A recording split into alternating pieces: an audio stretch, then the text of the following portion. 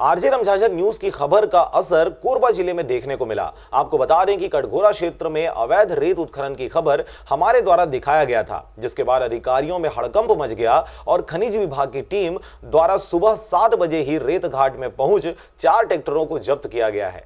कोरबा जिले के कटघोरा क्षेत्र में लंबे समय से प्रतिबंध के बाद भी अवैध रूप से रेत उत्खनन का कार्य जोरों पर था, जबकि खबर हमारे द्वारा दिखाते हुए संबंधित अधिकारियों को अवगत करवाया गया था, जिस पर कार्रवाई करते हुए खनिज विभाग की टीम ने ढेलवादी के अहिरन नदी पर अवैध उत्खनन करते 4 ट्रैक्टरों को पकड़ा और उत्खनन अवैध रूप से पाए जाने पर खनिज अधिनियम के तहत कार्रवाई की गई है। आपको बता दें कि हमारे चैनल आरजे रमझाझर न्यूज द्वारा प्रमुखता से अवैध रेत उत्खनन पर खबर प्रकाशित किया जा रहा है, जिस पर संज्ञान लेते हुए कोरबा कलेक्टर द्वारा खनिज विभाग को निर्देशित किया गया। इसके पूर्व भी कोरबा जिले में उरगा, सीतामढ़ी रेत घाटों पर कुछ दिनों पूर्व ही खनिज विभाग की ओर से कार्रवाई करते हुए ट्रैक्टरों को पकड़ा गया था और आज कटघोरा में इस बड़ी कार्रवाई ने रेत माफियाओं के होश उड़ा दिए हैं। कलेक्टर महोदय की निर्देशानुसार और खनिज अधिकारी की गाइडलाइंस पर हम लोग लगातार नियमित रूप से जांच कर रहे हैं। आज दवाईपुरी ढेलवाडी क्षेत्र में जांच की तो 4 गाड़ी पकड़ाई गई थी। और भी क्षेत्रों में कई जगह चल रहा है, उसमें क्या कार्रवाई की जा रही है? जी हाँ, हम लोग लगातार